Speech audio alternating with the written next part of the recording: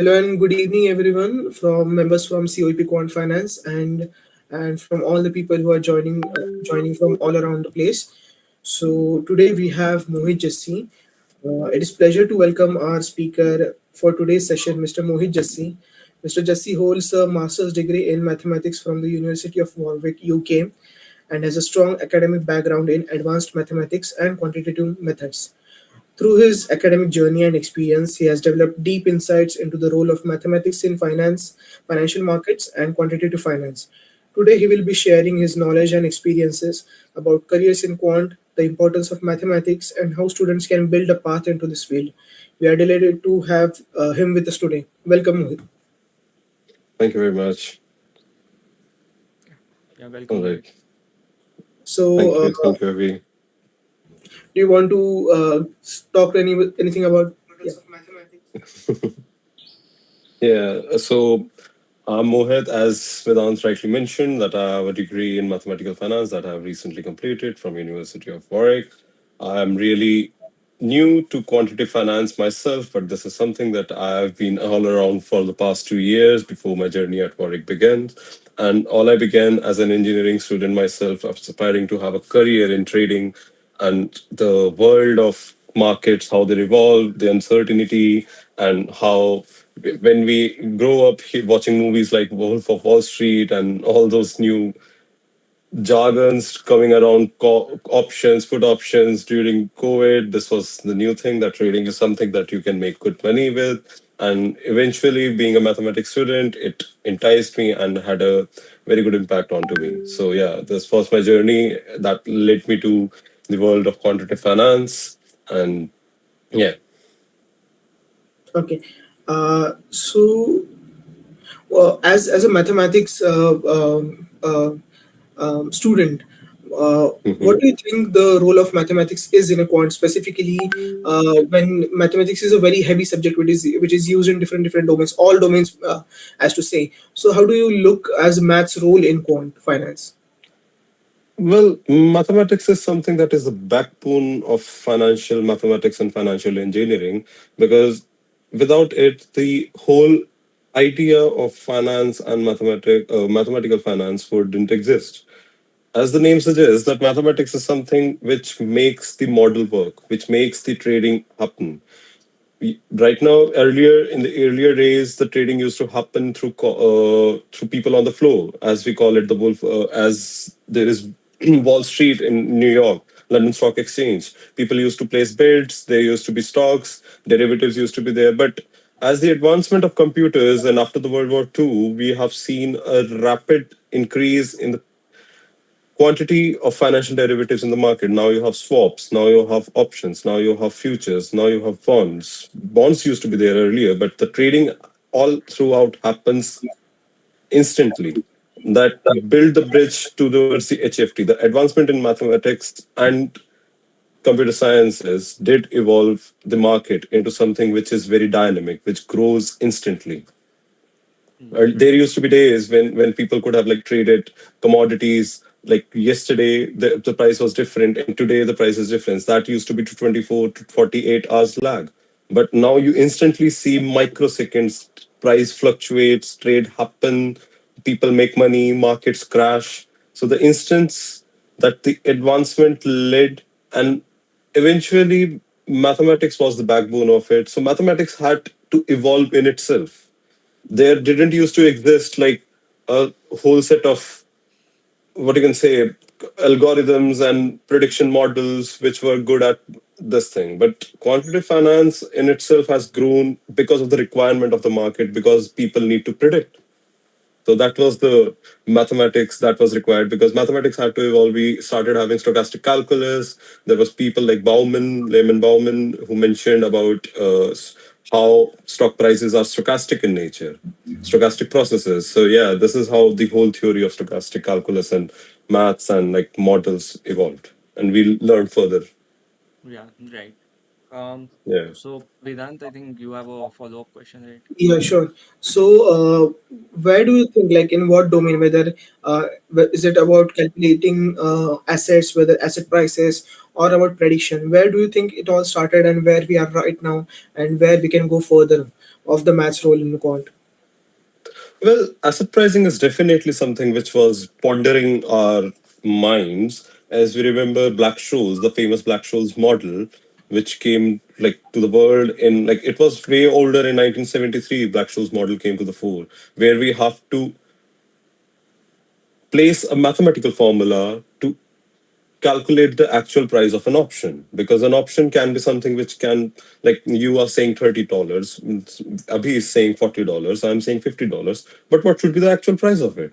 So in order to get the real price of a commodity, Black Scholes really came into action, and that made us realize that okay, no matter how uncertain the market is, there are lying certain patterns which are something that you can use to predict and you can use. Uh, if as you might have heard about Warren Buffett. Warren Buffett, Berkshire Hathaway, he used to manage it and the funds, like he was a conventional trader, right? His famous quotes goes when the market goes down, you start buying, and when the market goes too high, you start selling. These all jargons, and you will see people making videos about like shoulders, like there are patterns in the market you can trade, but these are patterns which are not something which is very much visible to the human eye, right? Right. As we know, Jim Simons, the cryptographer, the famous cryptographer, he passed away in 2024. He founded the Medallion Fund, and that fund in itself closed in about annual return of 39.1%. That is the highest that any. And his famous quote goes like that: okay, you can teach physicists mathematics, finance, but you cannot teach finance people physics. True. Right. So the basic intuition that finance sometimes seems like okay, it is about balance sheets. It's about like looking at the company's annual reports and predicting whether the stock will do good in the next couple of years or not. It is not something like that. There lies hidden patterns in the market, and you have to analyze and you have to build models in order to predict the models. And like the prediction modeling began with Jim Simons, and when he founded the Medallion Fund. All right. So Right. this is something that happened way like after the World War II. He used to be a cryptographer for the United States government, and he used to crack code for the Soviet Union. And that is where it all began. That okay, people started analyzing patterns. People started putting prediction models into the market. Okay. Sure. Is Yeah. quant like means I also have one thing to add up. Like for example, in 2008 crisis, that's where before that the quants were usually termed as nerds in the market. But after Yeah. 2008, when the crisis happened and the restructuring, the CDS assets when they came up, at that time quants got a little bit respect in the market. But right now, I want to ask you what as a mathematics student, what's the like hot topic there? Like, is quant the hot topic in the maths field? Yes.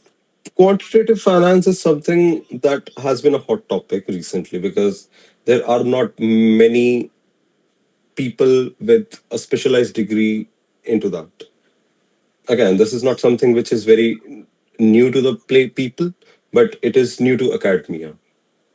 All right, markets used to exist way back in like when there used to be Dutch East India Company. The Wall Street in itself got its name because of the fact that there used to be a Dutch colony and people used to trade. Dutch used to be the best trader, and right now most of the good trading firms do exist on the Dutch shores. That is like Optiva. There is Jane Street. Like people, Optiva came from what you can say Netherlands, Netherlands. right? So yeah, so this is something that has existed, but mathematics in itself find its space, find its respect into the financial world because predictive modeling became something. Prediction and like quantitative, like pricing the derivatives, these things became something that was not very much conventional finance. So yeah, mathematics do have a very like the atmosphere around universities in England, in United States of America about maths, it's something like euphoric. you can say. People are talking not just about building new models, building like AI is the new hot topic people are talking about. But in the mathematics world, quantitative finance is something that people have invested their whole lives into. And now we are combining disciplines from various things. Like there are like psychological models as well, because we need to deal with something which is very much psychological, because supply demand is something that you cannot predict accurately, right? A model didn't need to be working like accurately, but yes, we are combining different aspects, we are combining different principles together, and new day there is a new learning, so the race goes on and on and on. I think the voice is echoing from one of you guys. Oh, is it me? Is it my voice? I guess. Because I think just one second. Mohit, did you feel it? Okay, I'm feeling a lag. okay, even I am, but just one second. Yeah, I think it is my PC connected to it. Just one second.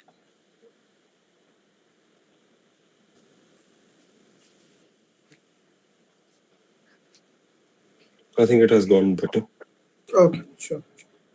So I think we should move on. So can you tell us about little bit about your academic journey, where you started, and why you picked mathematics and mathematics as your masters, and how did you went up in UK? How did you end up there? Ended up there? Well, it all began when, during my undergrad, I had pursued mathematics and computing from Delhi Technological University, and my friends, like one of my good friend, she is a demographer. She deals with statistics. So we used to have conversations about models they use and like and demographies, and so that was my first interaction about statistics, how the stats works. So I was intrigued. I learned sampling, and then I was introduced to courses like financial engineering, stochastic processes.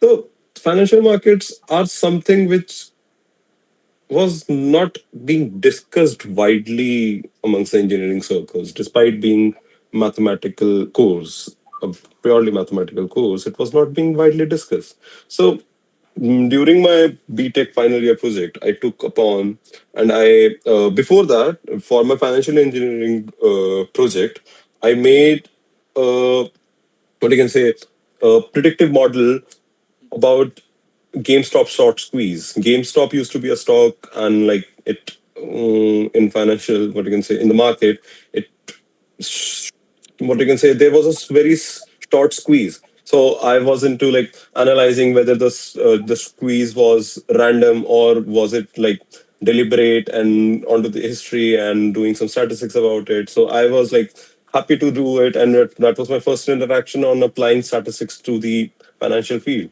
For my BTech final year project, I went for like I built a model to predict whether a stock portfolio is monopolistic or not. So this is how like okay, I understood, I learned about financial market, and that got me intriguing. So mathematical finance is something that was new to me because there was lots of pure maths.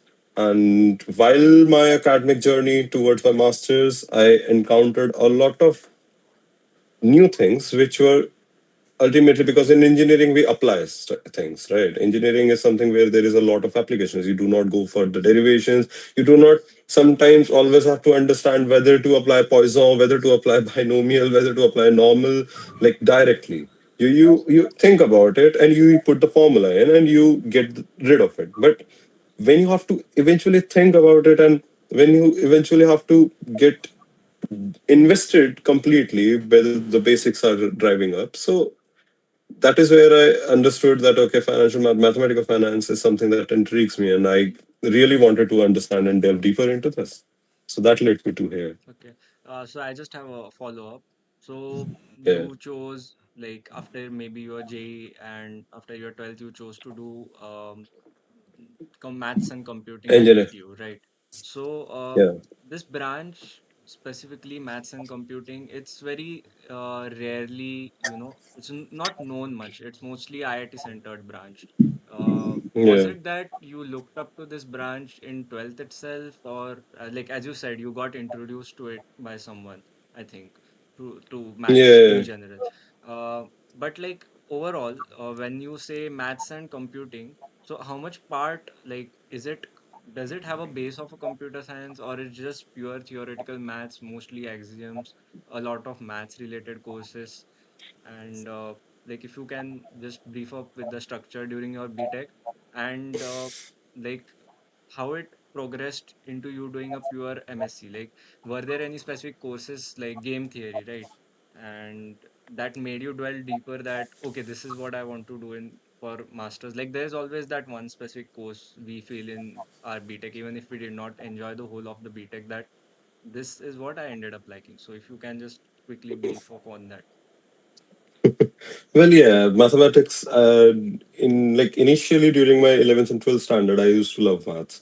So that was something that I was very much comfortable with, and mathematics and computing offered me, like when I looked at the course structure and the modules, that was something that okay, I am not definitely from a computer science background before 12th. All right. So Okay. it was something like mathematics and the courses that they were offering, like there was data structures and algorithms. It was something new for me. All right. There was programming. I was not good at programming initially, but eventually I had to make peace with it. And there was this financial engineering. That was the course which directly pushed me towards this domain that, Okay. okay, finance as a domain exists.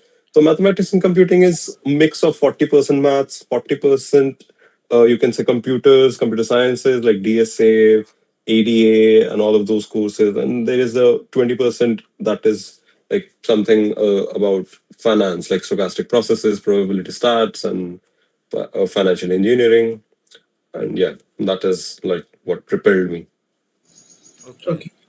So, as someone who is a young enthusiast or a beginner level student in quant field, how does that person should approach their career paths, whether to do a M physics or a master's in mathematics or in CS M Tech, or what or in stats? Should they do? What should be their thought process for picking a path? What do you think? Because the roadmap is so diverse, right? Like we see chemists, like people in chemical engineering ended up working in quants. And there is a very good, I think, a short reel where the guy says that you have done aeronautical engineering, and he says Mm, it's all just math, it adds up, only the numbers and everything changes, and the crux of it is mm, maths. So how can one go about it? Because this field itself is exposed at a very later stage of engineering. So how does one go about mm, these various programs? And what do you think about the direct programs of quant finance, like Masters in Quant Finance, which is a very direct program that says that you will be doing quant only. So how does it differentiate as well from these normal MSc math programs? Okay, so basically, as Abhi has rightly mentioned, that there is no direct conversations being done into studying quantitative finance, particularly in India. Because while I was applying and while I was researching my universities and colleges, it was not something that came naturally to me to apply to abroad universities, foreign universities. But in India, there is a certain lack of such courses because I don't know. I think the Indian market, through its sheer size, lacks certain of these people like where you can actually deploy where you can actually study about financial markets in depth. There was not a single course that was being offered in mathematical and quantitative finance in India by the time I was applying. So Yeah. that was something, a realization to the fact that okay, I'm looking for something that is not available in India right now. So Okay. that led me to pursue United States of America does offer a good set of financial courses. There is like Baruch College, which ranks higher in like financial engineering. They offer, there is Columbia University, there is Princeton, there is NYU. In England, there is Oxford, Imperial, Warwick, UCL. All of these universities do offer a very specialized, tailored course for financial mathematics, understanding the Okay. financial mathematics is all about applying mathematics to the domain of finance. Okay. When people there used to be conversations about like in the business school or in the different domains, they were like, okay, what do you guys do about finance? Is it integration and differentiation? Because this is what the extent of people what they think about it.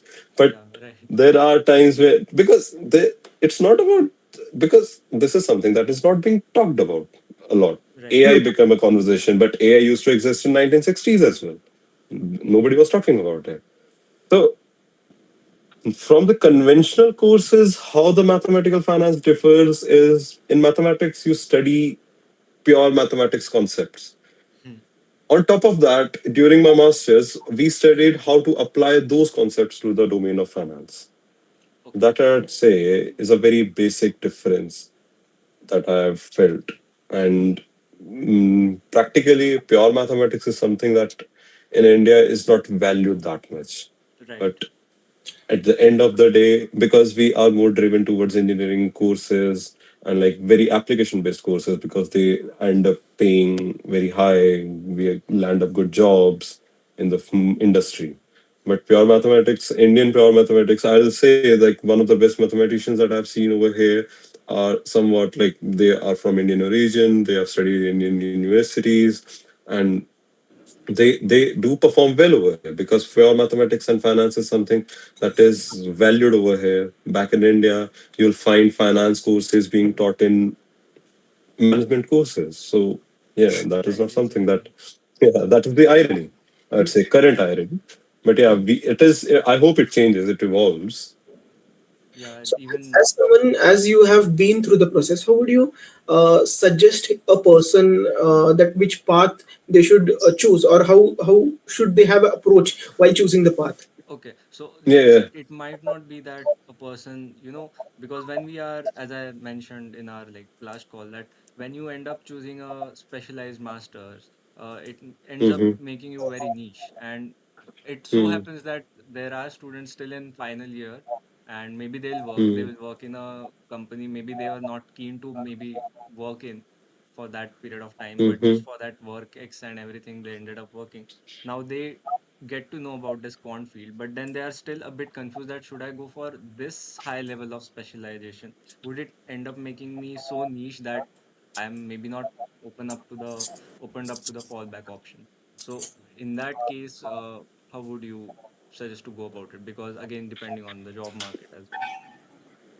Well, in India, the quantitative world is not that opened. As we know, there are not a lot of opportunities being presented to the students. If somebody who is willing and planning on exploring this field of quantitative finance, initially he has to build a common foundation. And obviously, people who have studied engineering or those highly technical courses, they do not lack the so-called mathematical vigor. Everybody is blessed with it. That's why they are pursuing that highly specialized degree. So, Mm, if somebody who's planning on doing quantitative finance, they should start building by doing like mathematics at like puzzles. There are mathematical puzzles. Like for instance, like okay, what is the expectation of getting a six in a die throw? Like how many turns, how many throws would it require to get a six in a die, right? So these questions, it is not something like humongous that you have to require. Like okay, I've priced this option. What would be the cost of it? Like you might get into the habit of learning more of finance, but it all began and it will begin basically at puzzles, solving elementary puzzles, like learning more about financial markets. How does the bond for like there are things like learning more of stochastic calculus, not in depth, but have some expectations, like learning about Brownian motion, learning about Ito's formula. So these are the things where one should begin with, and okay. eventually you will this will open new things for you. Right. Vedant, you had a Yeah. question, I think. Yeah, so let's say if we have to compare mathematics and physics and let's say computer science, a person who is approaching to master or master these fields, so who Hmm. would advance more in the quant field, according to you? Quantitative finance is something that everybody has the equal arsenal in their, what you can say, bag. Like anybody can excel. It's all up to you.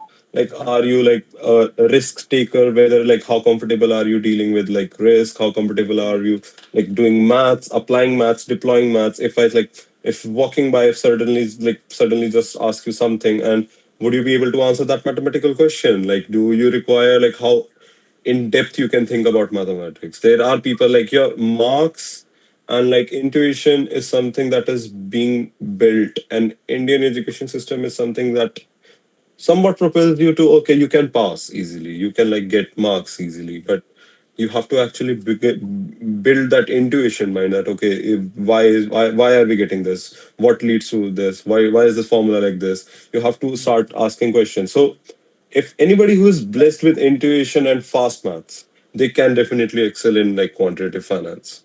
Okay. I just have a different follow-up, like progressing from this Yeah. master's degrees and everything. So in India, the whole, like even if quant companies come, as you said, the opportunities are limited. There's Mm-hmm. Graviton, there's AlphaGrep, there are the traditional quant Indian firms, quant companies set up, Mm-hmm. which mostly Mm-hmm. go to the IITs. I think it would be the same case with DTU as well. Did you guys have any quant companies coming up or no? Uh, during a Well, placement? tar research was there, but it was Okay. definitely not for a quantitative Okay. Okay. role. So as I said, like we don't get firms like Graviton or AlphaGrep coming to even tier two colleges. It's mostly a tier one thing. Even Da Vinci Trading or like recently we heard about a guy getting into Optiver, right?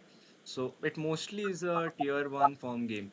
But when I see the programs abroad, I've I see that a person who did really good in mathematics maybe has a master's degree from Vienna or a master's degree from a random country in Romania or somewhere in Romania, or has a even a base level master's degree from not the highly rated TU, like not the best TU university from Germany, but maybe one of the lower ranking TU forms from the Germany. Still, he gets that opportunity to end up doing a really good role as a quant analyst, risk analyst abroad. So, is it because I think in India the competition is so high for these firms that they are looking only for the West? And how can, I think again this question is a bit different because it is basically that how can we create a sort of a culture according to you in Indian colleges and universities, that even a tier 2, or let's say a person at least in a city like Pune can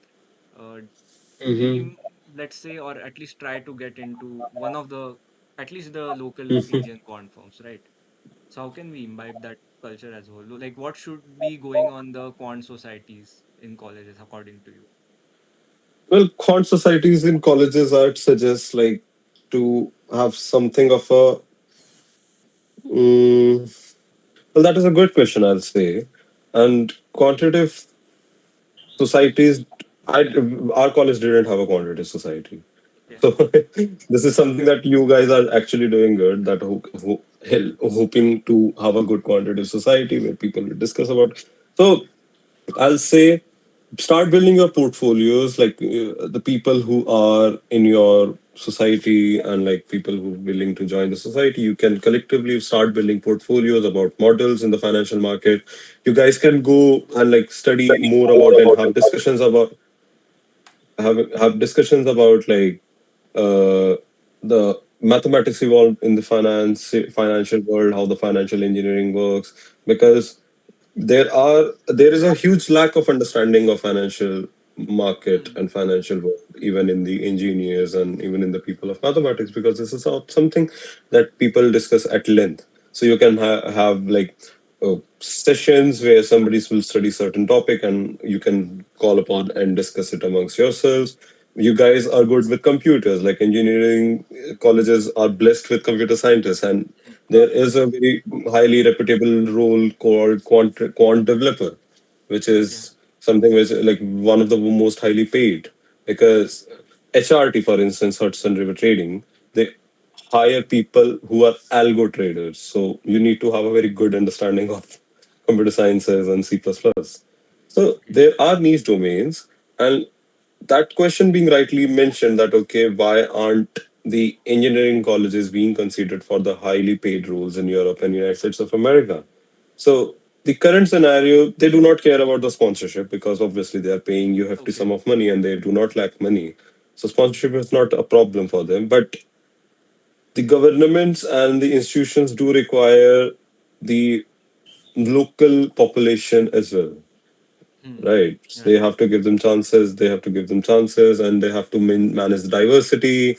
So all of these obligations are something. And sometimes Indian passport is not that like Indian. I think in order to satisfy the needs of the Indian populace amongst like who is aspiring to be a quantitative finance, there need to be a very good we need to have humongous quantitative finance institutions and what you can say firms being built up. We have to build good trading firms, right? So there can be startups, there can be like there is there are few companies who are grappling up like with algorithmic trading, and people who have been to these so-called like highly profiled quantitative firms, Two Sigma, Da Vinci, as you mentioned, HRT, Hmm. Radix, and they are coming back to India and they are starting their own trading firm. So this is something that okay, the competition is very imagine like somebody from Oxford, there is somebody from NYU, there is somebody from IIT. So the pool that is being what you can say, the pool that is being channeled into these so-called specific niche code firms and niche roles, the bar increases to a hell lot of new heights. You cannot Okay. find people who are pursuing like so yeah, the bar is high because the competition is high, because the course is niche, because the role is niche and the companies are niche. Okay. Okay. Someone is asking about will there be a Q&A session with the audience? We'll have it soon. Considering a lot of people end up joining the stream in the end, so it would give everyone a fair chance to ask questions, right? So, okay, Vedant, we can go ahead with next Okay. question. So, as you said that the quant colleges or the colleges basically there should be more quant colleges. There should be more quant societies in current existing colleges. Do you see a change of pattern where the firms are going towards quality or young talent instead of just the brand names? Do you see the change of pattern there? Well, sadly, no. As of current scenario, I do not see a very huge shift in the pattern where the top brands do not entice us. Even in England, Oxford and Cambridge is something that sells like hotcakes. You can have a medical student being become a trader than any other with like a mathematical or statistical field, because brands do hold a value, Okay. right? Top tier firms do hold a value. But yeah, this is an opportunity who like people who are planning on going for a master's, like instead of going for a master's in their specific field, like computer software engineering or Hmm. computer sciences from abroad, people can actually apply to these courses and try to get into these courses. And I've also heard that like a lot of these non-mainstream, I won't say it non-mainstream, but non-populated Mhm. courses actually have a lot of scholarships available. And considering the whole situation now, the US and everything, that they are not going to sponsor you anymore, there are Yeah. talks. Like, I don't know, I think in Quant you mentioned that companies are still willing to sponsor because they need talent, right? Or They need talent, and also the fact that these roles will keep on hmm, emerging because the retention rate of trading firms is very low. All right. okay. People, yeah, because they, Hmm, if you make flow, if you, and I'm talking about trading, I'm not talking about research. okay. I'm talking about trading. Yeah, I'm talking about trading because if you can make money on the floor, you are hired. If you are like constantly losing and your performance Losing, is right? not increasing, yeah, they'll fire you. And then Because you if shift to somebody, a yeah, better opportunity. Okay. in yeah, so in a research is the retention more? there is in research the retention is slightly higher as compared to trading, because in research you are developing models, you are like building strategies in order to Hmm. generate money and all of these things. So there is a cushion where you can experiment, where you can apply, where you can lose, where you can win. But yeah, the performance is being very, very like precisely monitored, and they need the top performance in order to. Exactly. And that is the only, and that is one of the reason why do they hire from a top tier institutions, because what makes a top tier institution is the fact that top tier institutions do have that question of pressure onto you. They have a Hmm. different, like me, when I was in India, the pressure, the academic pressure, and what was being bombarded at me, like 4 years of engineering degree didn't feel me that much like Hmm. stressful or that. But 1 year of masters in abroad actually makes you like you are on your own. You will have to manage your social life. You will have to perform good in academia. You'll have to look for opportunities. So this is something that the whole juggernaut is there. So you'll have to make your way out of it and be the person to who can actually prosper in such a stressful environment Yeah. and perform. Right. So if there is a Right. person who doesn't have a brand, what he's is he left with no option, or is there an option where he can make himself seen?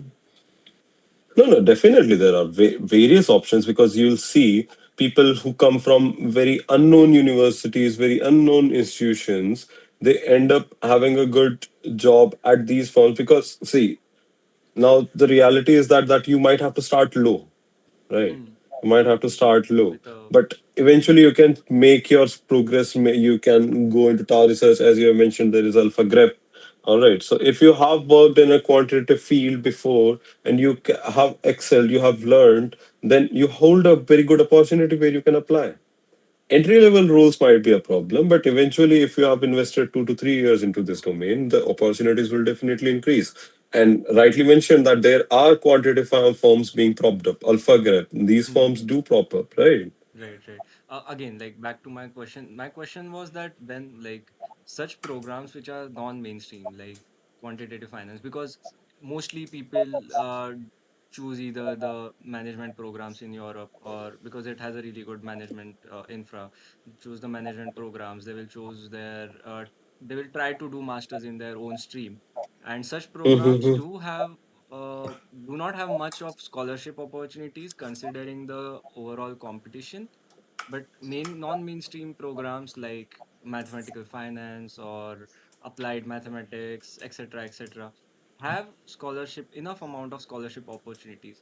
So let's say a person now who tries to get a bit of work before going on his masters, how can he sort of plan on scouting for these opportunities? Like, if you can also talk about maybe your journey, preparation journey that you did for the masters, like the whole applying, and how does the SOPs and the LORs differ for such programs?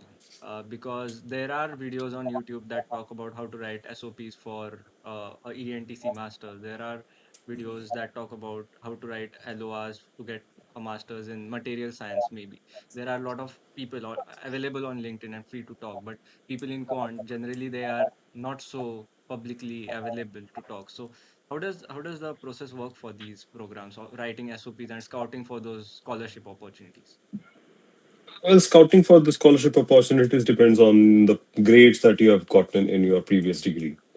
All right. So that totally depends upon the area that you're coming from. India has a very high number of applicants after Chinese students in England and in the United States of America. So giving scholarships to Indian students, they do get a lot of scholarships, but the competition now, they'll prefer somebody who's coming from Africa, right? Right, right. Because that is something very of a rare place to find talent from. So the universities do have an obligation to respect and value diversity, but scouting for a scholarship would be the factor that you have to take into consideration while applying for your while applying to the particular university. You can look at the scholarships that are being presented onto the websites, and the sole factor, not the sole factor, but a very contributing factor to the to whether you will get a scholarship or not, would be something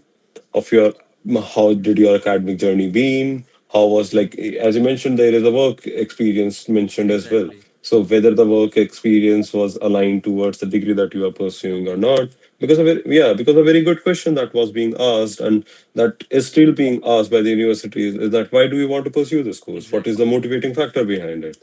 So if you can justify the motivation and if you can justify the need of like, okay, you are actually a very good academic student and you can do wonders. Like for instance, if you have done, let's say, you have opened an what you can say, you have like just as a society you have opened like okay you Hmm. did you had a conversation like you had a session with like trading session or something with somebody from Optiver. Hmm. All right, so Right. you propelled and and what you have you done on top of your degree that matters a lot.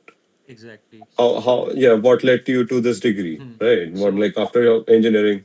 right. Yeah, So, like now, for someone who is maybe doing electrical engineering, and there is a demand for people in electrical engineering based degree afterwards in quant field. But let's say they end up working in core, like a core electric firm, let's say Suzlon, or a wind energy firm, or a core electrical company where they work with a lot of signal processing and everything, but their work now is not directly aligned to the degree they are pursuing. Now this happens a lot with the MBAs and the other degrees, because I've seen people with electrical degrees end up in sales, like MBA in sales or MBA in marketing. yeah. But how would it affect my application if I were applying to quant? Because if I can justify them with all the other activities that I've done on top of my degree, like I don't think maybe quant society is to a point where I tell them that I set up a quant society.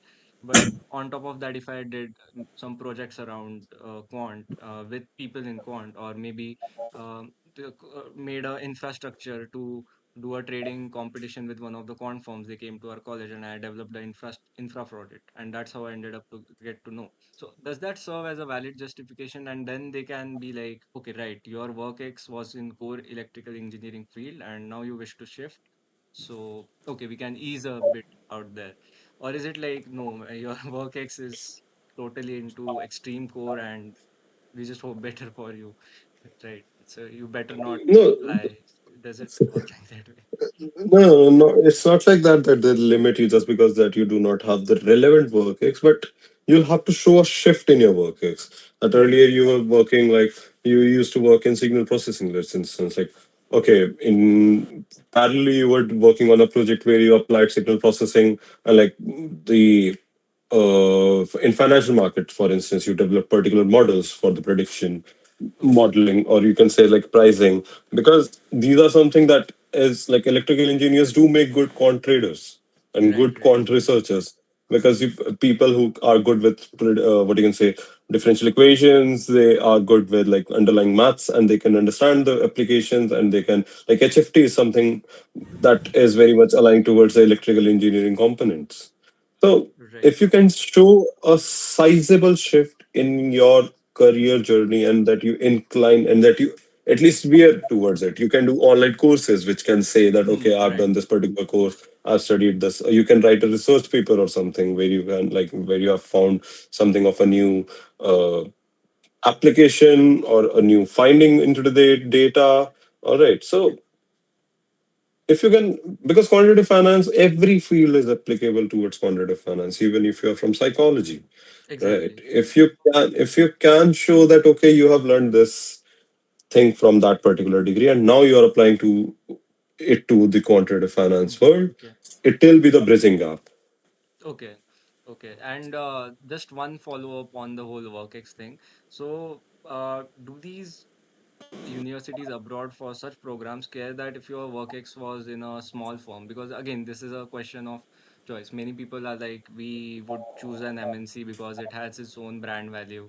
So someone maybe will take up a core offer in a large company, an MNC, because it has its own brand value, and since it is an MNC, it is of global presence, so the university can like get to know that, yeah, we know this company, as opposed to a local company, but it was inclined towards the domain of quant finance. So would it matter? Well, Should students be well, choosing to work in MNCs more? your SOP would be the clear. Over here, SOP matters a lot. All Okay. right, your SOP is the mirror, your actual mirror. You have Okay. to, it's not about the company that you have worked at, but it's about what you have worked. Okay. What impact did it create? Right. The Right. impact, what you have learned. How did you grow as a person? All right. Okay. And it's you can be an engineer at like one of the top tier firms and still do not produce that much value, Right. right? It definitely does help that okay, you are from a, like, if you were eligible enough to get into the top tier firms, then you have something that they have seen into Right. you, Right. so Right. that intrigues them. But the amount of work that you produce, that actually nullifies or carries more weight Okay. sometimes, Right.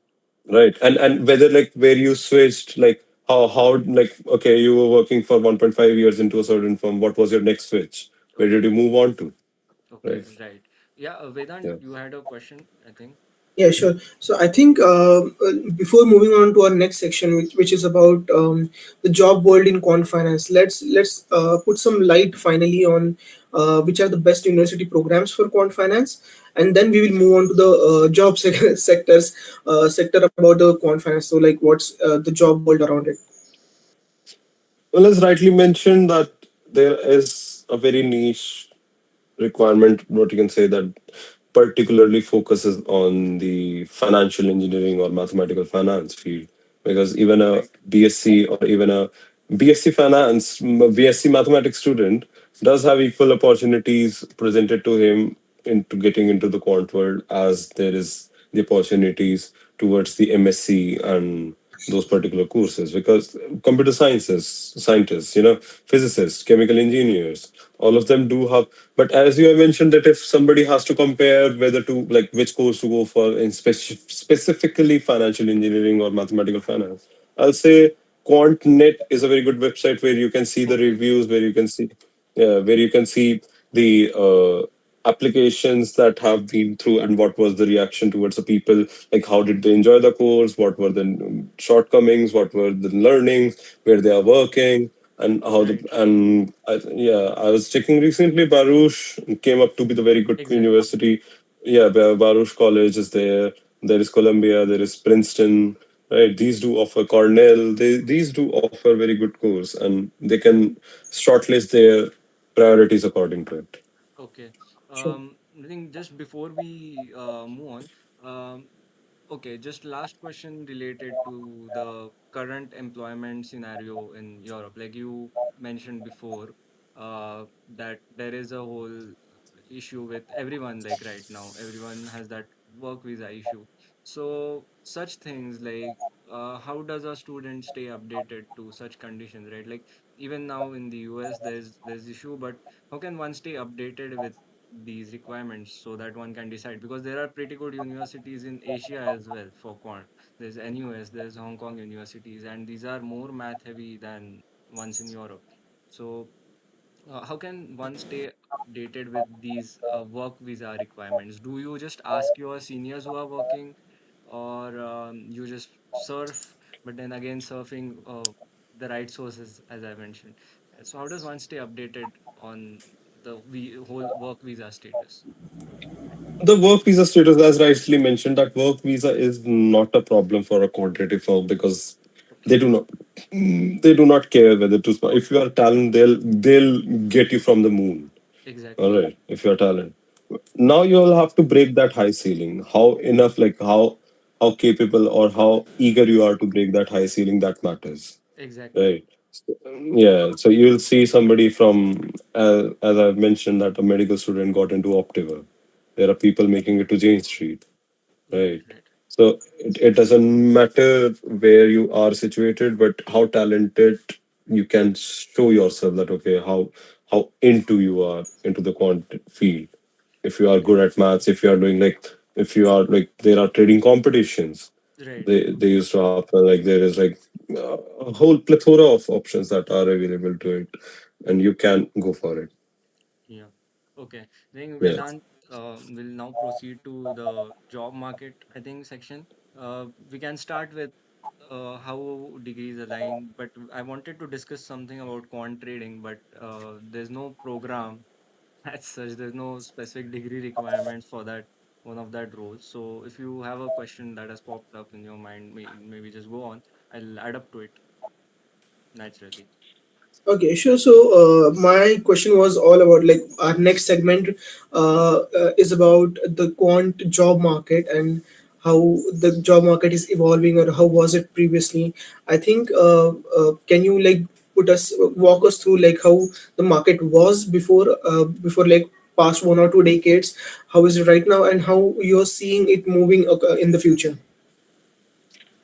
Well, earlier quantitative traders used to be there, smart people on the floor, and not particularly from mathematics, but definitely very high intuitive and fast paced working environments. And they used to be like somebody whom you can go and like they made money on the floor basically. They Okay. used to be those kind of people. All right. But recently, as algorithmic trading and everything has gained pace after the 2008 crisis, where the conventional trading patterns and they somewhat saw a very huge drawback, and then quantitative finance became something of a conversation and got the weightage it deserved. So Okay. the employment scenario has been increasing because trading is more and more prevalent now, and the money invested into the markets and funds being erupted. There are investment funds, the size of funds are increasing. You need more people to manage. And again, there are computers being deployed at every nook and corner into the trading. There is nothing conventional anymore. So the roles are being generated that are quantitative developer. You have models that have to be developed. You have to understand the basic underlining of the models. How do they work? The mathematics involved in just as the machine learning. Right. You have to, Right. you can make it happen. You can write a code, but why? Why did you deploy this? Exactly. Why did you use that? Right. You have to understand the basic why. Why did you put linear regression? Why not multiple regression? Right. So these Exactly. basic questions, these basic questions, if you can study data, you can like extract mean, mode, median. But what does that tell you? What is kurtosis? What is like skewness? Like all of these statistical mathematical questions, if you are able to answer or question by looking at the data, by looking at the insights, then you are more quantitative driven than the rest of your peers. Exactly. So yeah, employability is something that is a very intriguing question because the what you can say the talent pool is huge. Hmm. Right. Because in the first world countries, the talent pool is huge. The roles are there: quantitative trader, quantitative developer, quantitative researcher. There is algo trader, and all of these things revolving out quant. Right. Right? Vedant, Yeah. I had a suggestion that if we can talk a bit about Mohit's master's thesis and how did it help him maybe like what was if you can also share that did if you reviewed it with people working in quant, actively working in quant, and what was their opinion on it as well. You can share your screen as well, and maybe if you have something to present about it, you can do that as well, because then that would since a master's thesis is holds more value than your bachelor's thesis, so that will actually help people understand that what sort of projects are actually happening at a global scale, and if experts are reviewing it, like even we as a quant club now are trying to get in expert panels to review our projects. So if your project was reviewed by one of the expert already working in quant, so you can tell us their feedback as well. Well, my project, my what you can say, my master's thesis was on liquidity, mean reversion, and latency in the cross-chain arbitrage.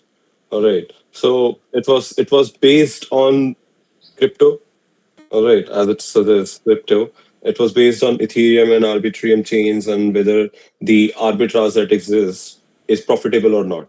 So there were fundamental questions that I asked by looking at the data. I got to Binance, I got the data, I did the data analysis, and I studied and I applied my stochastic institutions of what you can say OU calibration, that is Ollenstein and Ulbeck's calibration, and my stochastic processes knowledge towards it. I built certain hypotheses. I tried and I checked three hypotheses whether the deeper liquidity, if Hmm. I'm not sure whether a lot of our viewers would be in like Maybe. Exactly. That's what I want to. I was going to ask. Can you like a yeah, little bit tone down a bit for so that our Exactly, for members the will understand first it? year, second peers, year yeah. students.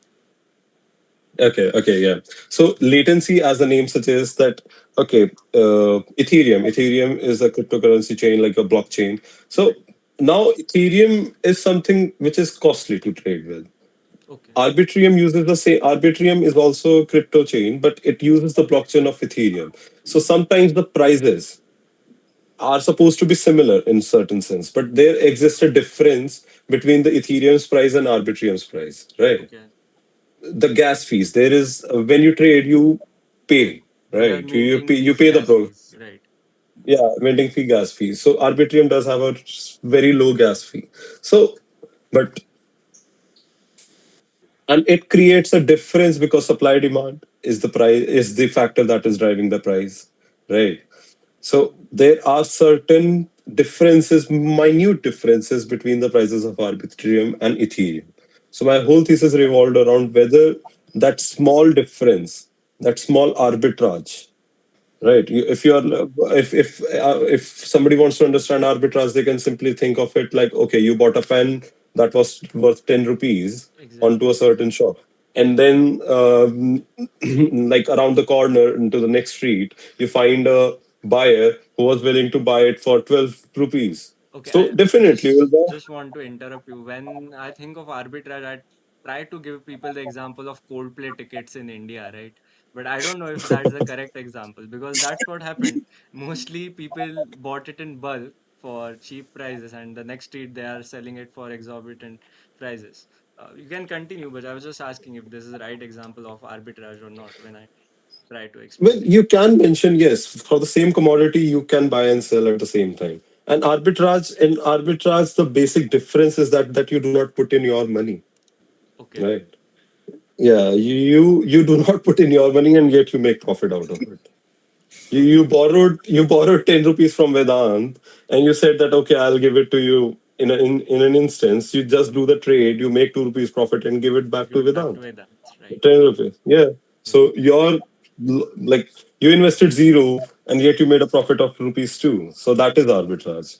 Right, right. So Back I to think yeah, the buying. difference. just to make it clear, more clear, I think this is where more HFT systems also do come in, right, for the Exactly. transactions and Yes, automation of the processes.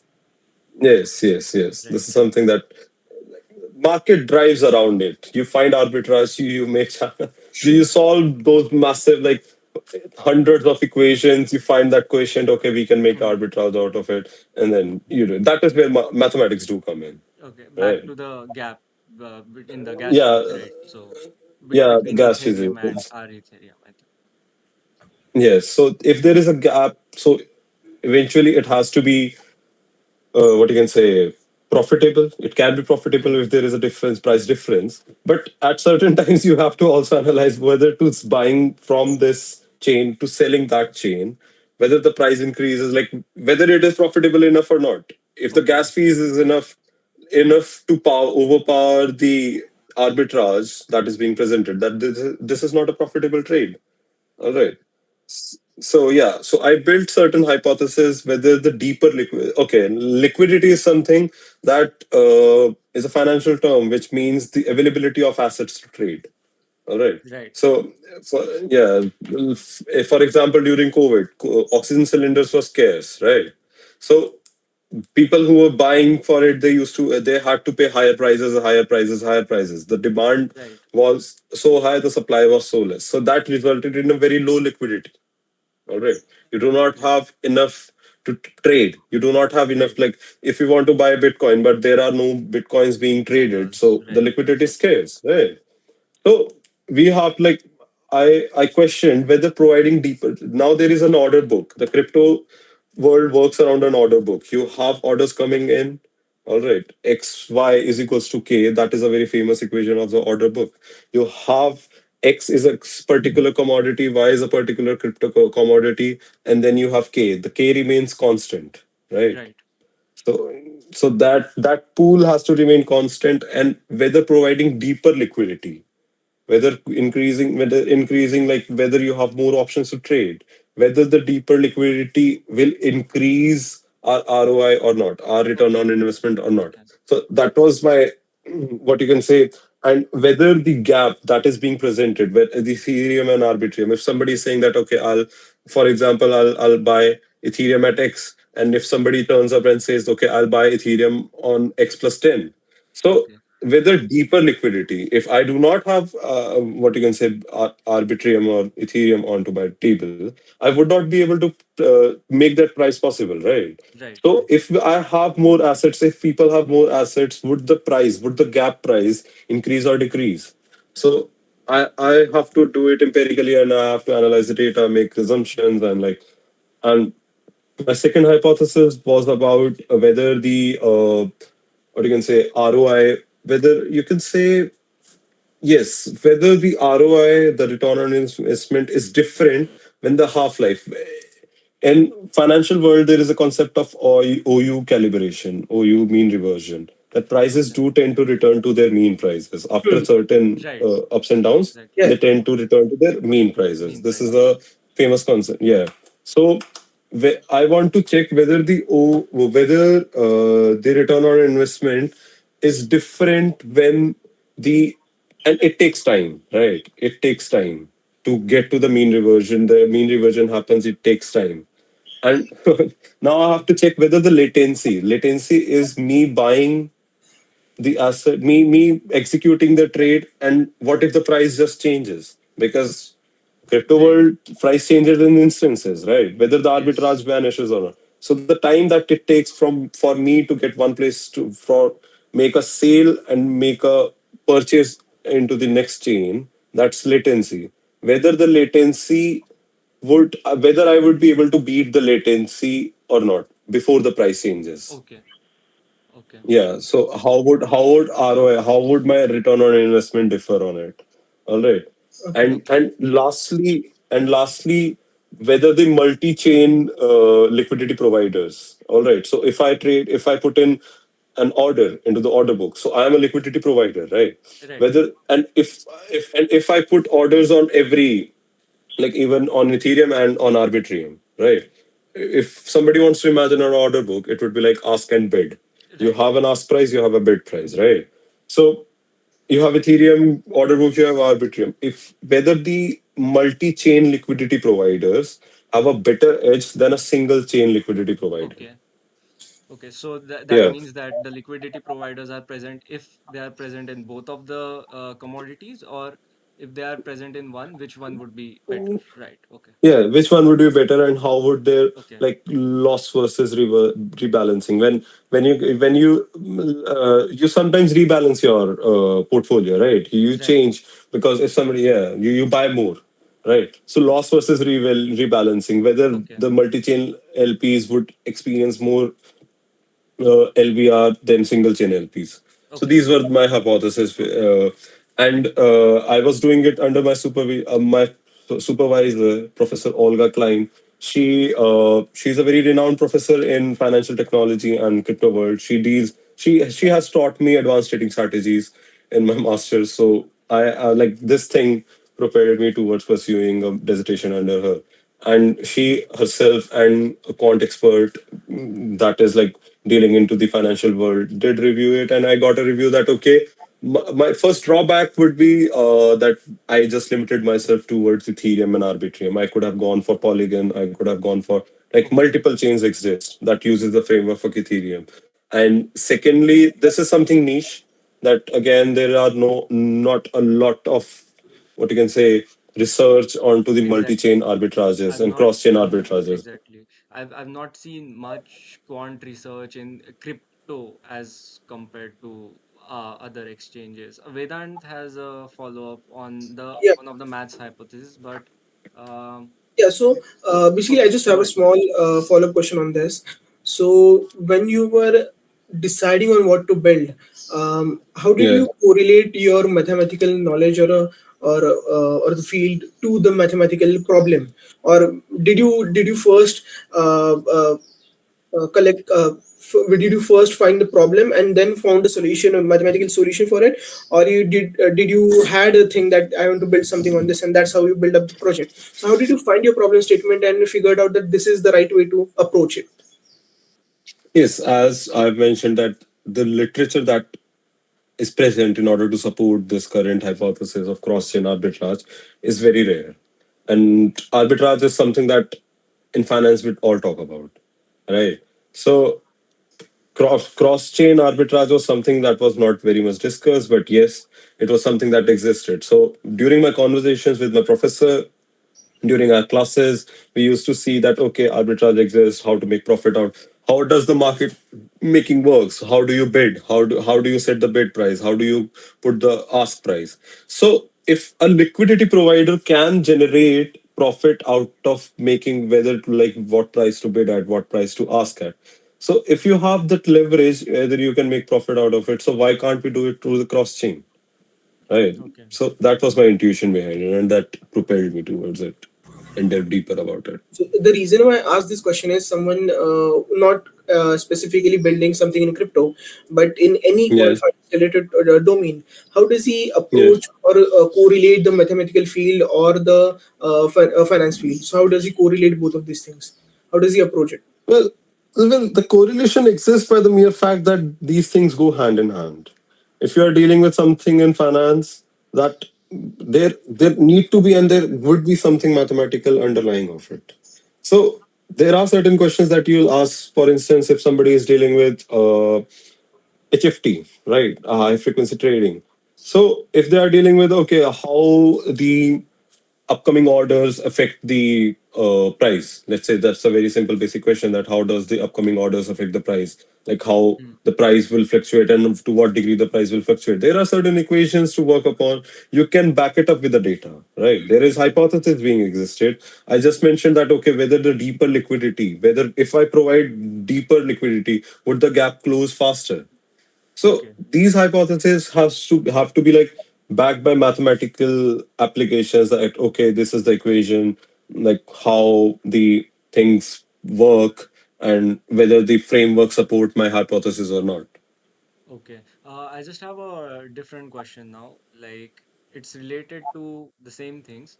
I just wanted to Mm-hmm. ask that, like, now in India, it's related to markets. Okay. So now in India, the government has now imposed more taxes for the short-term transactions, mostly futures and options, basically short-term trades. Mm-hmm. They have increased the amount of taxes, right? So that puts HFT firms under scrutiny, is what a lot of articles are saying. Has Mm-hmm. the London Exchange put similar such rules, like new rules, in past year or so?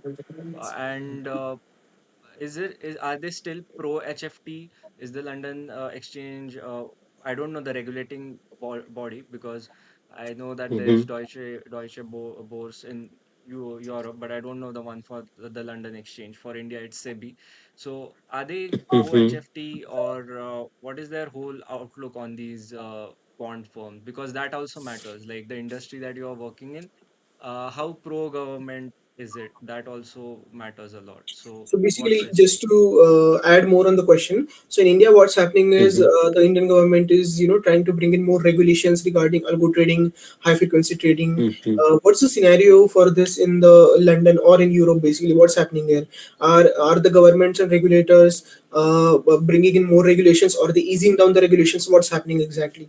Because a part of these regulations also happens to prevent lot of unexperienced people from entering these markets. But does it also affect these firms, these regulations? You can add up more on that and on the previous questions. So Like as rightly mentioned, that United Kingdom is something that is very much what you can say driven by service sector, right? So the government is pro trading. Definitely, the government is pro service because London in itself is the financial hub of the world, right? right. All it is a saying. I don't know whether it's true or not, but all the money flows through London, right? Okay. So so eventually government is making higher what you can say revenues are being generated by financial regulations, and financial regulatory bodies do have a very good watch onto the financial regulations, like how the financial trading works, how the companies are working. And but I'll say the outlook of the government is very much pro HFT and very much pro trading. So Okay. yeah, and as you mentioned, FCA is the body that is the body that works, that is like Financial Conduct Authority, which works with which works with Bank of England, and yeah, so they carry out Okay. the regulatory bodies. In India, it is Okay. something new that people are dealing with. The government is new to this, I'll say. Because recently Jane Street took to the court. They went to the Supreme Court Yes. of India because they are not getting their returns back, what they made, and now they have to prove in the court. So such things keep happening. So I think India will soon work on a lot of these laws. But as far as UK is concerned, I think it is not getting under any putting these forms under scrutiny as of now. Okay. We need frameworks to support these high tech Exactly. demands, right? And currently, India is lacking a framework. That is True. the requirement, Okay. right? But Vedant, it's true, right, that India has one of the largest options market in the world, I think. Yes, yes, Yes. it does. And I think that puts us under the need of having these frameworks because if we do have such a large market, I think we need such protocols. Coming back to, I think, master's thesis, you had one more follow-up question on one of the hypotheses because I think so was the project or the thesis only reviewed by your professors, or was there an external person on the panel, or Okay. you yourself went externally and got it validated, or maybe asked more about what you have done? Well, I did got it validated through my peers. I didn't go to the expert, but I definitely got it validated, like who have been working into the quant field for a quite Okay, long period of time. And yes, as I mentioned, that the literature lacks, and there is not much of research that is being done. So it is something that okay, new to them. Like okay, they know about it, but the empirical findings were new to them.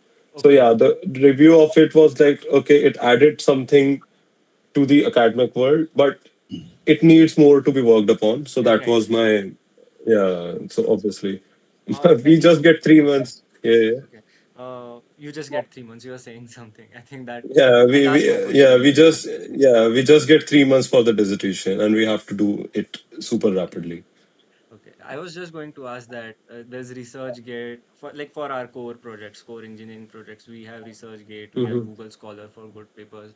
How would you suggest some good sites, or maybe just one good site for uh, papers that come into quant research? And for us, we have the college and departments as the certifying body that this research conducted is right, the literature is right, the abstract is right. This is a bit of quant research question, more inclined Hmm. towards that job field. So for quant finance or finance specifically, are there any bodies that sort of regulate what sort of research that goes out and the credibility of that research? And if someone wants to do their own independent research, again, this I don't know how far does it go, but if someone wants to just read these research papers, what good site would you recommend, and what approach would you recommend for reading these papers? Well, you can find it onto the quantitative finance is something that is being done at every, I think, top universities in the world, Okay, right? There are, yeah, even trading firms are presenting and producing not in-depth papers, but there are various like conversations that do happen into these circles, right? right, You can have like, right. yeah, Because and these larger firms do not publish their papers, because why would anyone yes, publish their research yes. okay, That is the point. That is the point that they do not even publish. But eventually, I'll say that in order to get good research backing about the quantitative finance world, what you can do is you can contact the professors who are working into the quantitative field, and whether their papers, you can check onto the papers, you can check onto their research that is being done, and what are their inputs, because they somewhat are aware what is going on in industry, right? right, If right. yeah, so that would be my gist of it. Like, reach out to the professors, look at their papers, have a discussion with them, learn more about it. You'll learn, they'll learn about you, and yeah, that opens a background for you, Okay. Vedant, backyard for you. Yeah. one of the viewers is he asked me for 2 times to ask this question, so if you can present his question. Before we take the Sure, Q and A, do you mind if I take a 2 minutes break? Sure. sure. Thank you. Sure. Guys, if you guys have any questions, so just post them in the chat. We'll try to answer those.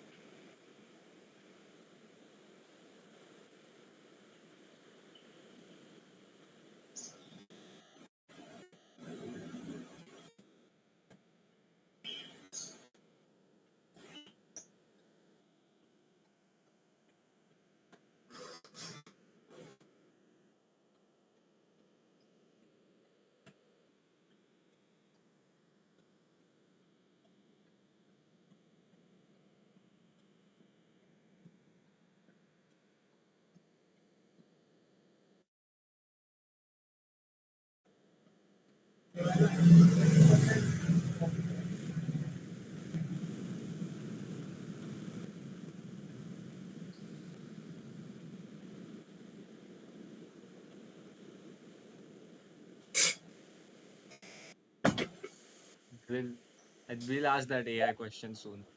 We're just Yeah, sure. waiting. So we'll ask.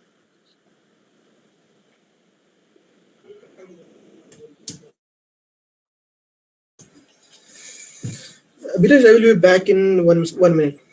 Yeah, sure.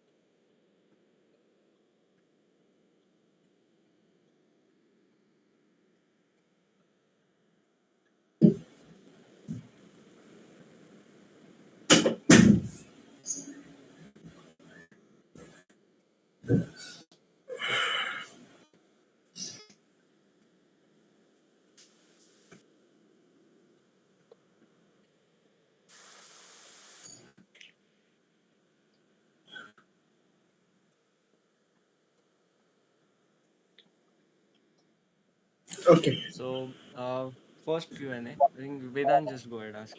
I'll ask another one. Yeah, sure. The first question that we have is a very important question. With the current trend in AI, and since it can automate everything, would quants be at risk? What kind of roles as quants we should be worried can more or less have more of AI intervention?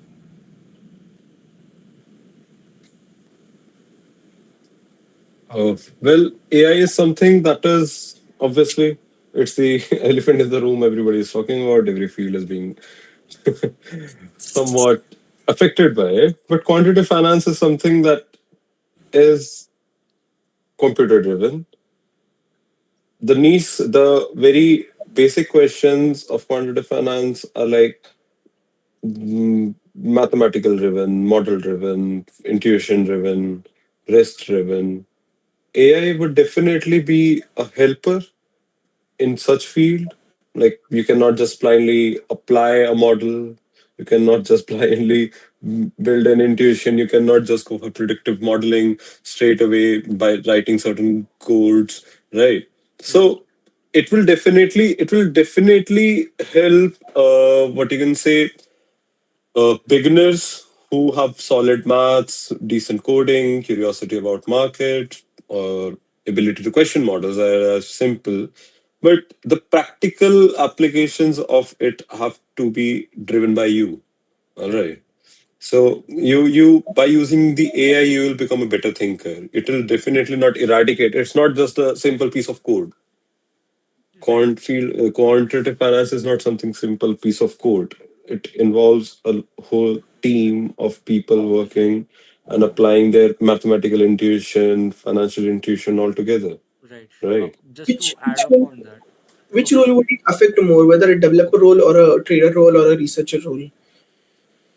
Fiction. Let's say, I think the trader role won't be affected that much because Right. trader is someone who sometimes get overwhelmed and sometimes who have to make like supersede the computational and the prediction signals that are coming up, right? Right. Because that is because computer will say something and you sometimes overseed it. So that is like intuition and risk driven, right? Right. Right. Just to add. it is a Okay, just to add yeah. up to that, there is also like I asked one of the quant traders, and he said AI will barely replace us because no one's going to trust their money with AI, right?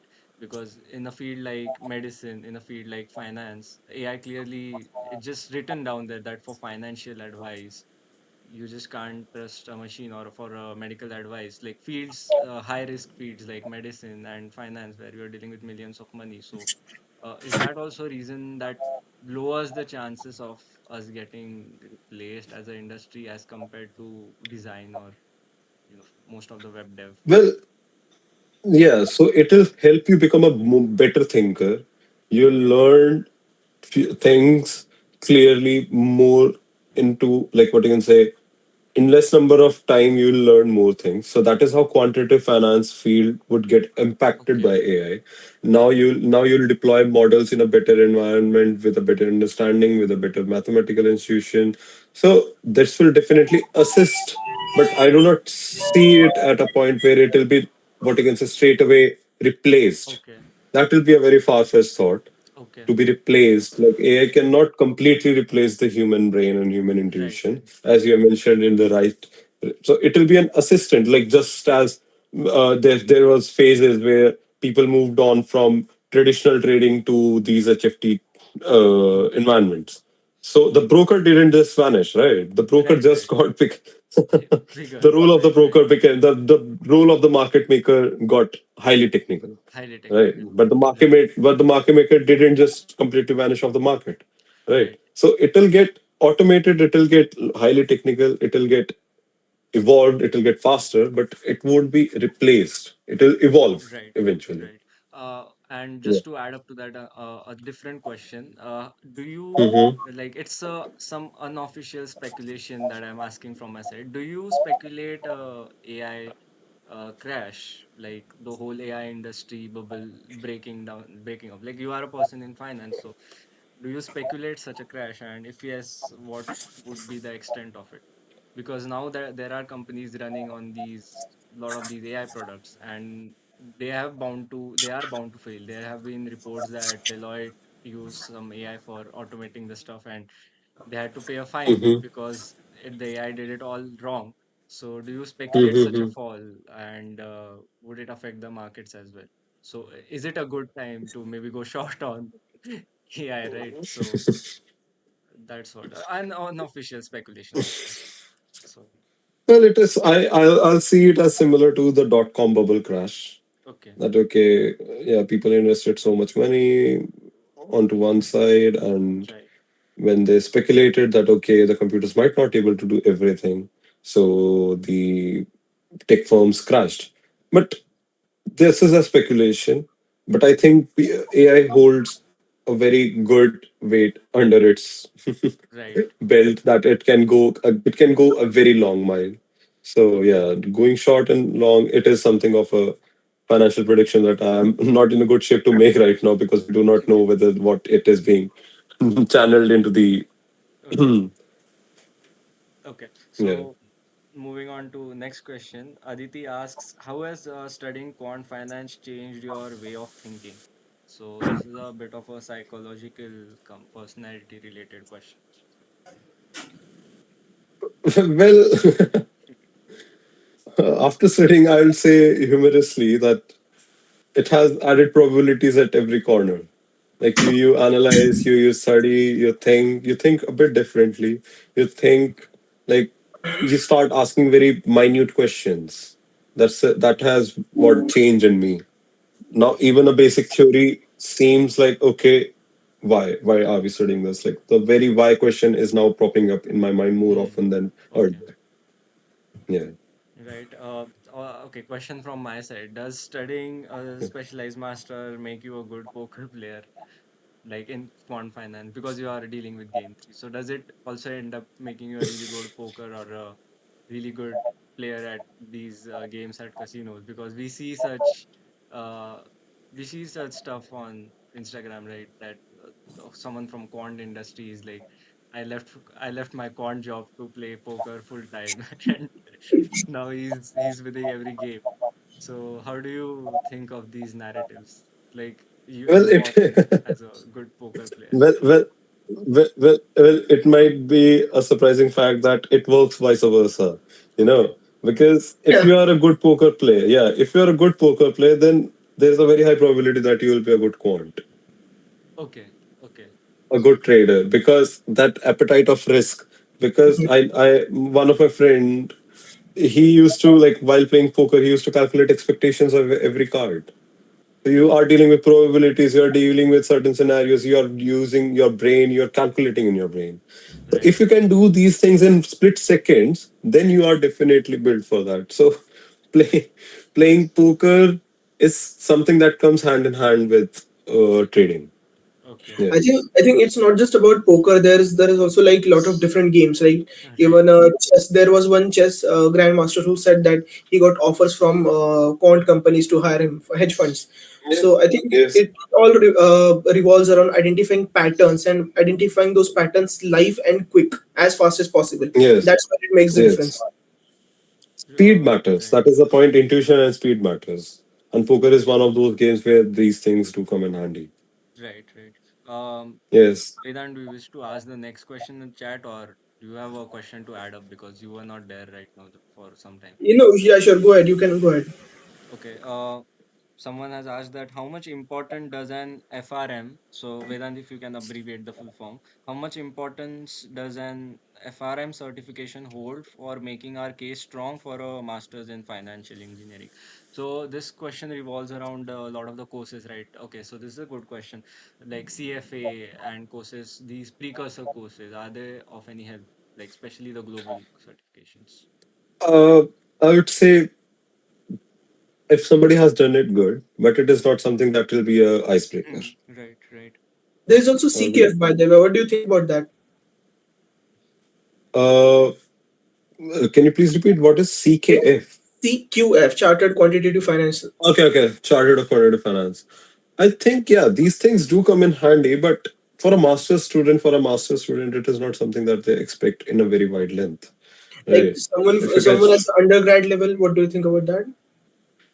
for an undergrad level who's planning on pursuing a master's, as I mentioned, that you need to showcase that you are interested into the field not just by doing certain certifications but Right, by there are online courses. I'll recommend one of the course that is presented on Coursera that is by Columbia University where it's about financial engineering, all right, introduction to financial engineering, and it's a set of 5 courses.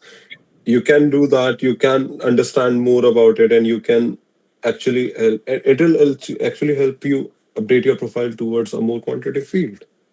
Right. right, If right. you are and quantitative finance, and I'll simply say this thing that quantitative finance is not something about spreadsheets and balance sheets and Right. data and all of that. So, Quantitative finance is something that is like one of the more mathematically intense. If you are good at, like, let's say, probability theory, if you have some knowledge about measure theory, if you have some knowledge about, let's say, partial differential equations in finance, so these are the things which will come in handy. If you have good knowledge about statistics, if you have good knowledge about the pure mathematical real analysis, then it will be a very good field for you. Otherwise, you'll have to make up for it.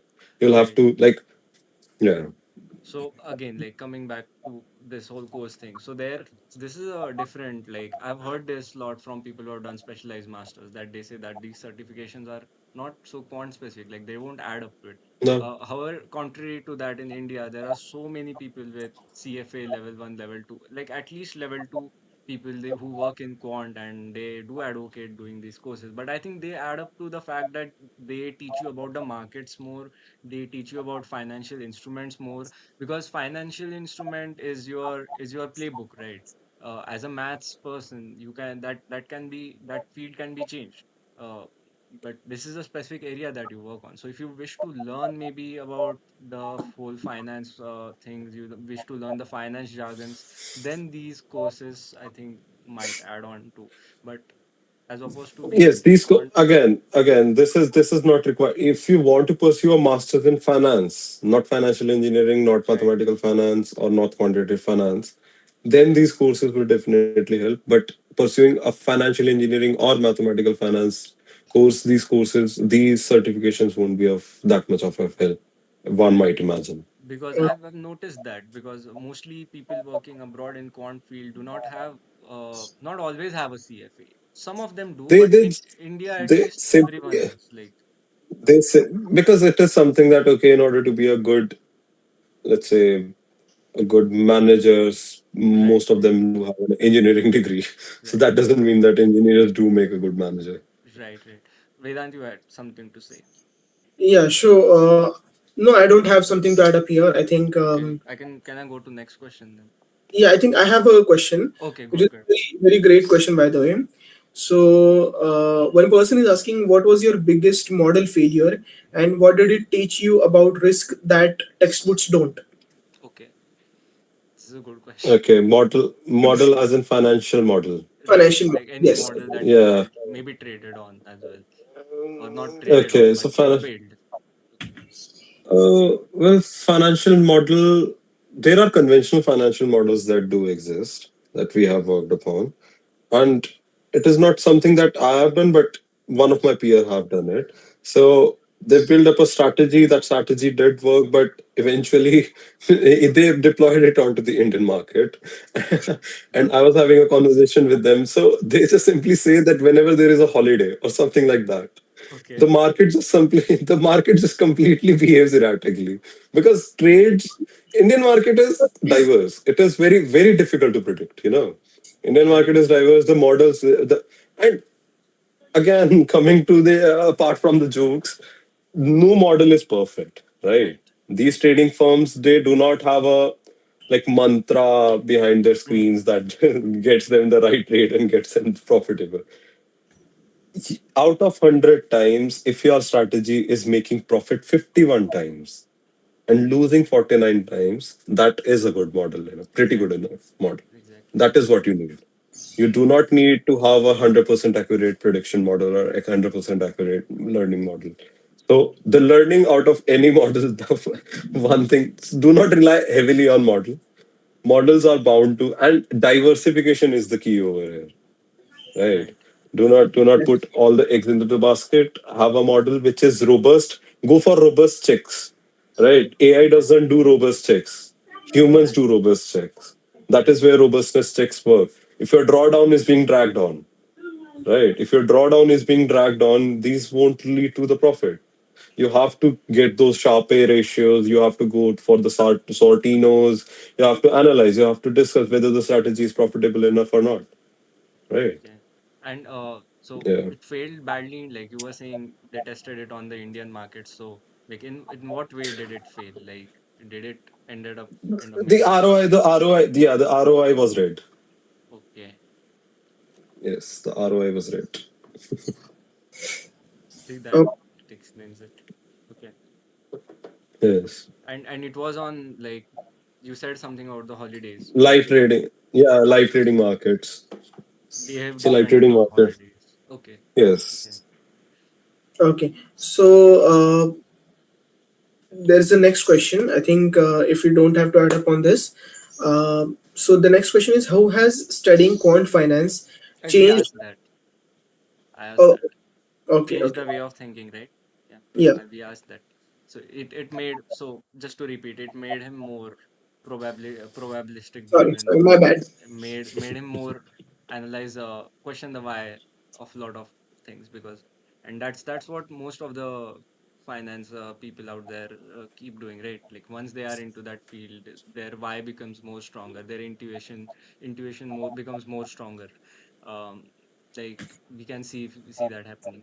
Vedant, do you have a question to add up on maybe the strategy that failed? Because I think Shreyas has asked it. It's being asked by Shreyas, who's our Yeah, yeah. tech dev head.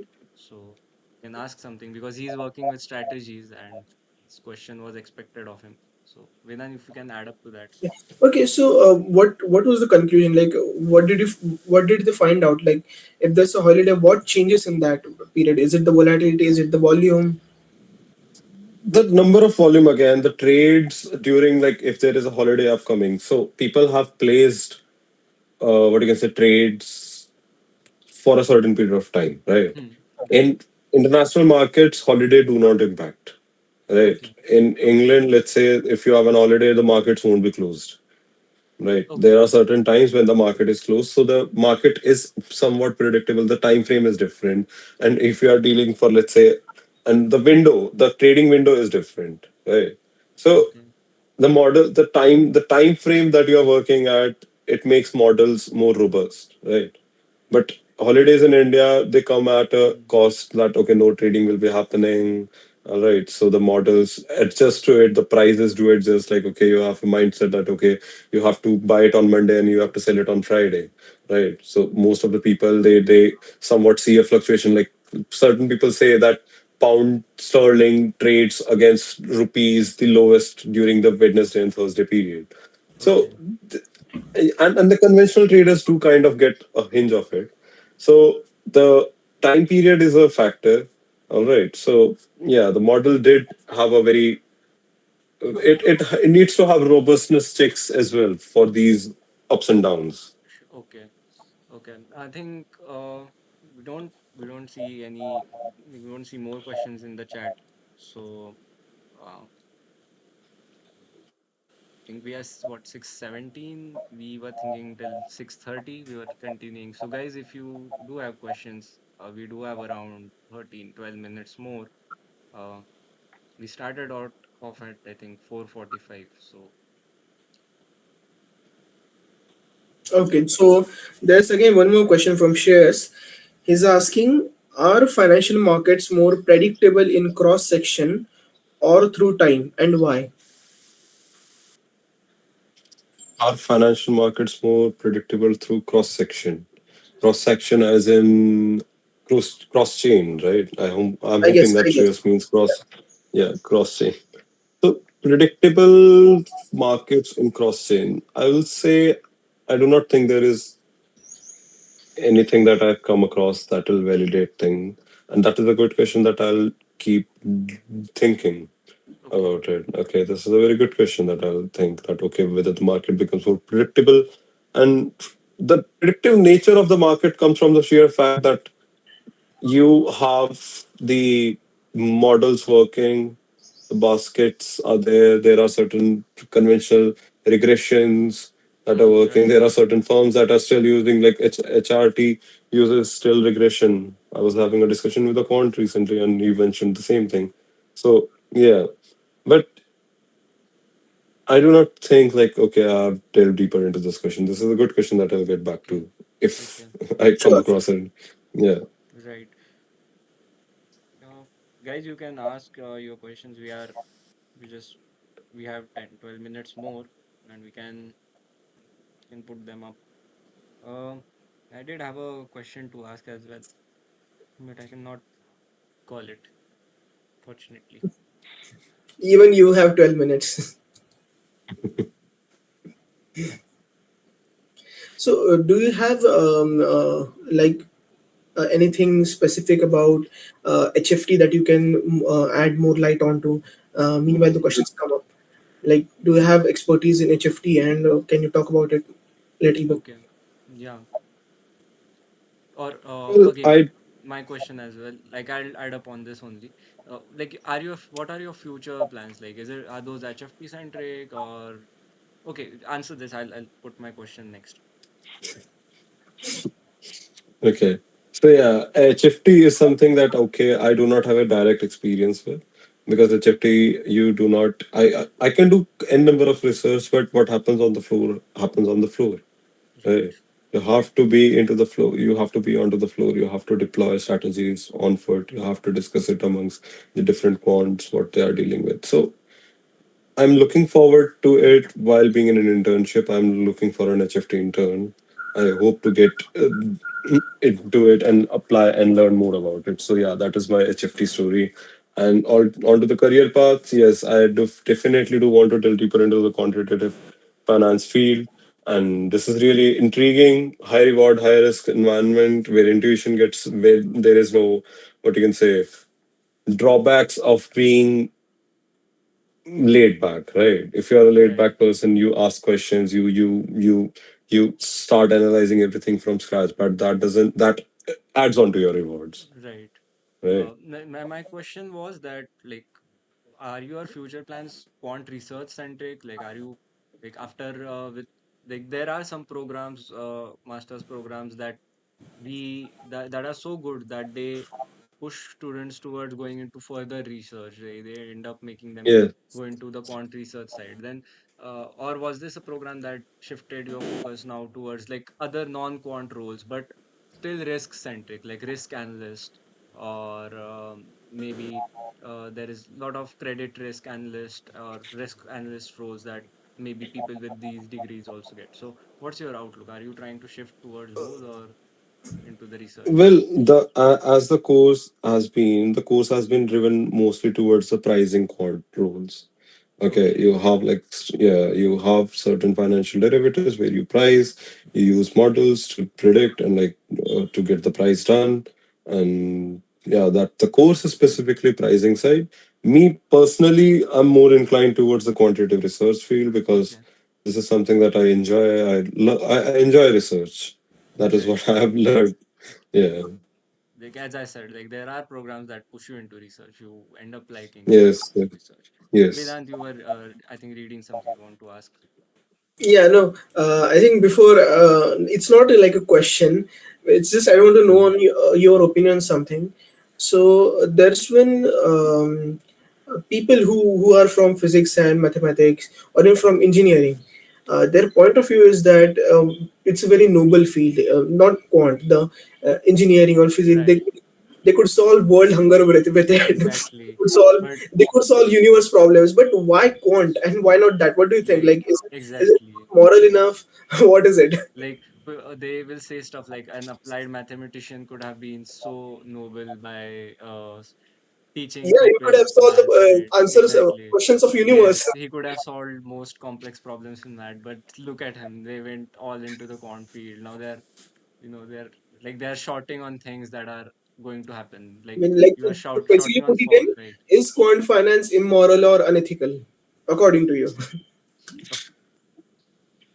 Well, I'll simply give it the answer. It will be a answer which is not very it might raise questions as well, but I think this is the best way to answer it. Like it stems from the very fundamental question that people say trading in market is gamble, Right. right? You're gambling money. Yeah, trading in market is trading gambling. That is the question that you hear from people. Hmm. But Right. if you put in money, you invest money into something to in order to seek out return, even the business becomes a gamble, Exactly. right? Exactly. Yeah. So definitely trading is not a gamble because you do not just blindly put in your money. You analyze the stock, analyze the options, you diversify, you do not put all the money onto हाँ one तो सच thing. पाँच minute So this is the thing that happens that okay, you बात क्या are करनी in an environment where you and humanity in itself has progressed with it has clubbed in money है together हंसी to नहीं आ रही make something, right? Innovation also needs me to money. We participate. have computers today because somebody sponsored that. Mm. Right. We have cars today because something like you see new technologies are being drawn up in like NASA, for instance, like ISRO. They all require money. They all require, and humanity progress further whenever you have like money on your hand. Right, Right. Jim Simons, one of the most successful trader, have like founder of the Medallion Fund, having a like 10 billion pool of funds in 2018. So he himself has sponsored Alzheimer's disease research. right, All right. Yeah. So there are people, and financial markets are one place where you can actually drive innovation. I right. feel like, Right. yes, because Just to, finance. to add up on that, I think there are instances where quant firms have a noble outcome. Like if we see DeepSeek, DeepSeek was developed by a hedge fund in China who apparently makes the Yes. most amount of returns. So they ended up giving a model that was as good as ChatGPT and not so backed by the Western developers, right?